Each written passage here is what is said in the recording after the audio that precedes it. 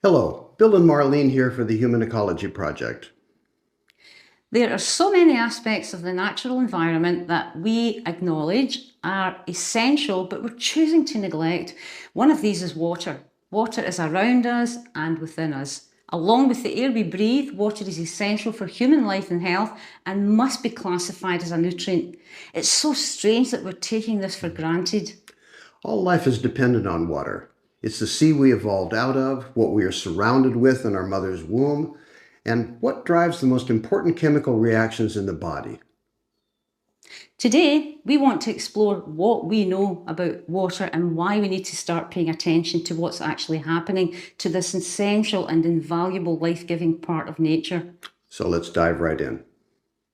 Water is our history, our past, present, and our future. We live in a world of water.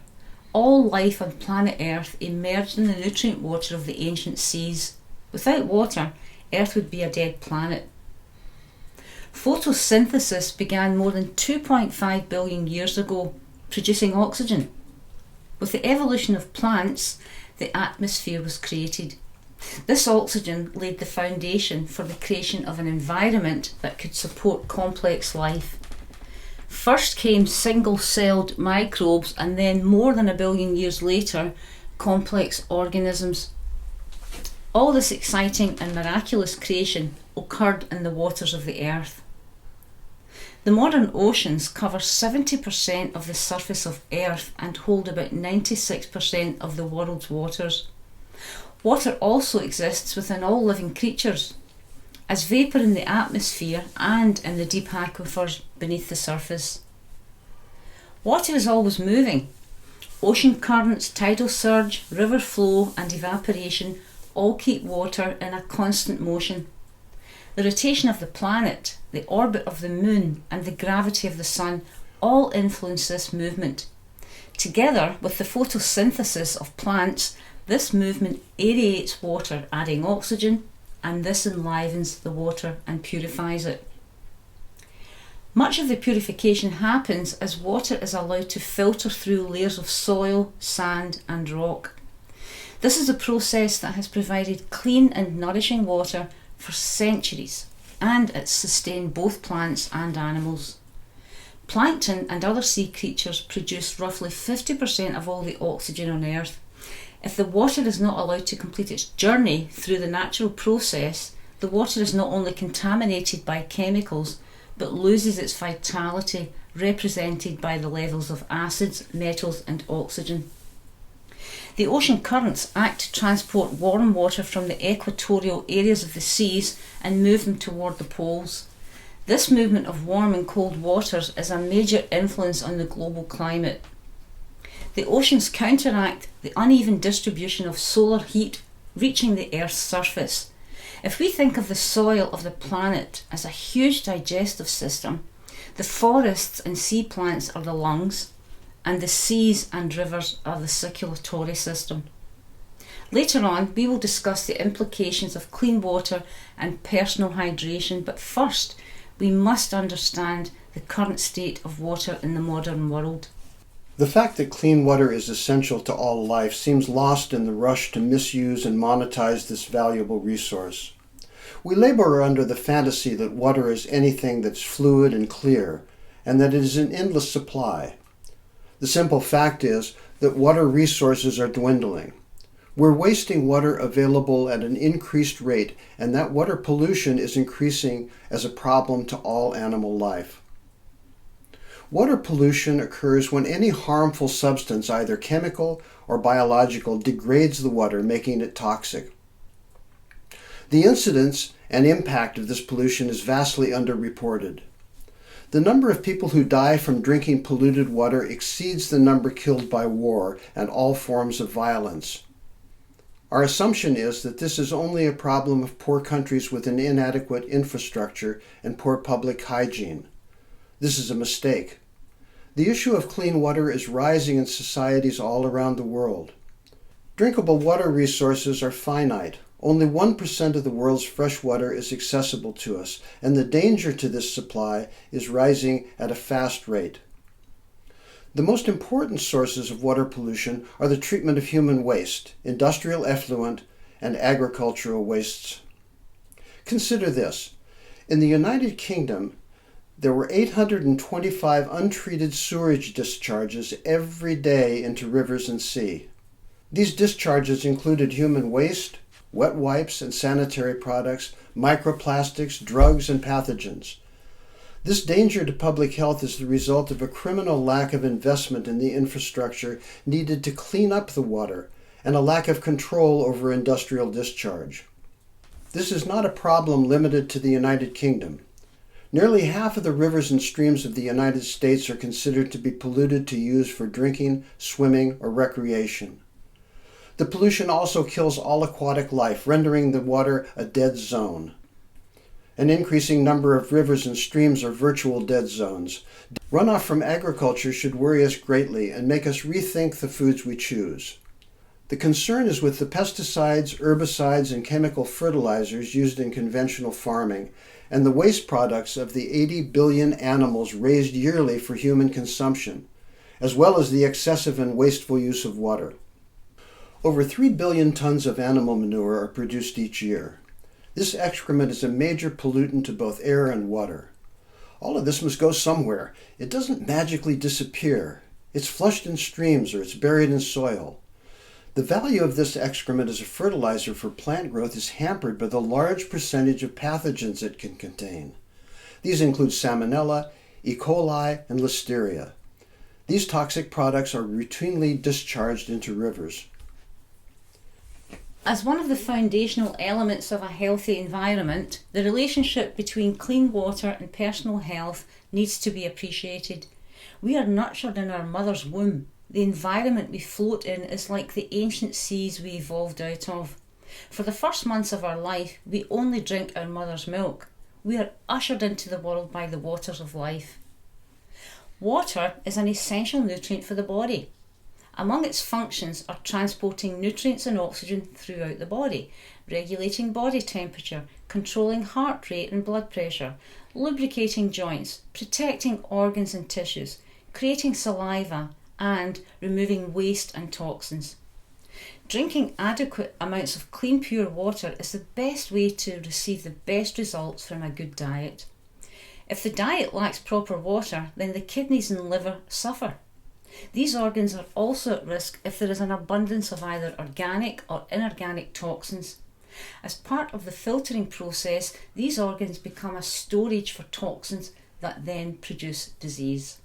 So, let's start at the beginning with the impact of water on gut health. Since a proper balance of water and body chemistry is so vital, it's very important that we understand that simply drinking fluids is not going to provide the best results. Recent research has shown that water is a main contributor to assisting diversity in the gut biome. This is an indicator of greater gut efficiency. The studies went on to show that the source of the water affected the presence of diverse microorganisms. Pure well water had the most profound influence. Those who drank well water had a more diverse gut biome compared to those who drank bottled, tap, or even filtered water. It seems that drinking plain water is beneficial to the digestive tract as opposed to drinking other fluids.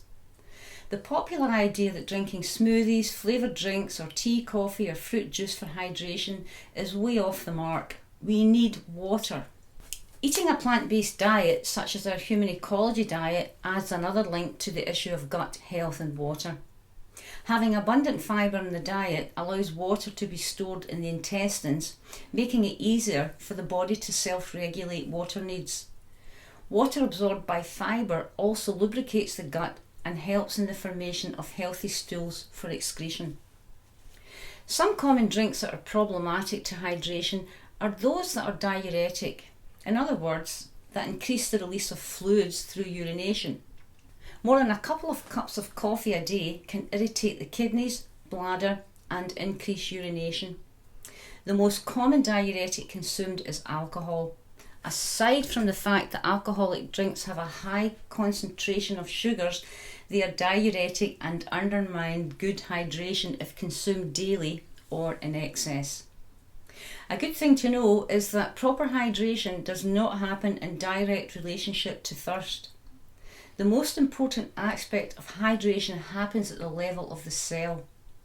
Many people are well along the path to dehydration without even being thirsty.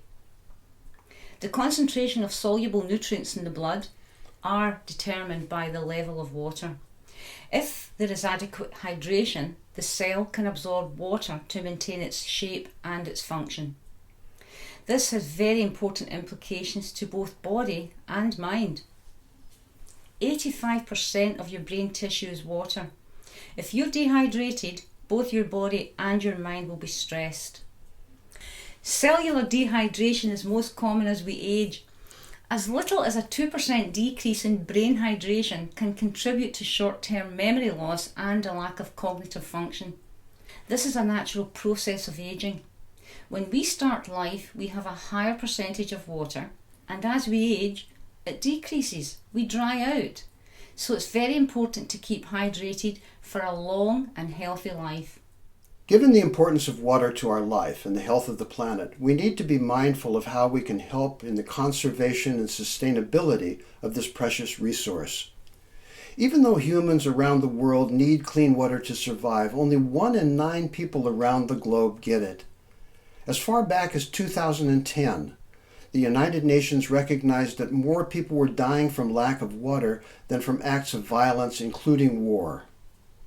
The UN declared that water was a basic human right and that international communities should provide clean, safe, and affordable drinking water and sanitation for all. The tragic truth is that water is being monetized to meet human greed with no thought to the future. In the United States, each person on average uses about 150 gallons of water daily, while in Kenya, millions of people survive on less than 5 gallons a day. Big business has found that water is the new oil. The valuable resource of water that lies beneath the earth in vast aquifers are being bought, sold, and drained at a record speed. It's another example of seeing a natural resource as simply a source of financial reward. Researchers found that 44% of all aquifers globally will be fully impacted and depleted because of climate change in the next 100 years. That's just due to changes in the intensity and pattern of rainfalls. Another example of where corporate greed eclipses social needs is the city of Flint, Michigan. The citizens of Flint only use tap water to flush their toilets.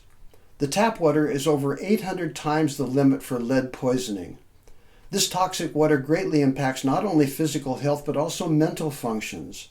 It's well known that lead poisoning creates learning difficulties that are not reversible. It is important that as individuals we do all we can to keep water under local control and hold services to provide a clean product. Of course, the most important way we can affect water availability daily is to look at our personal use of water consumption, and particularly the foods we choose to eat.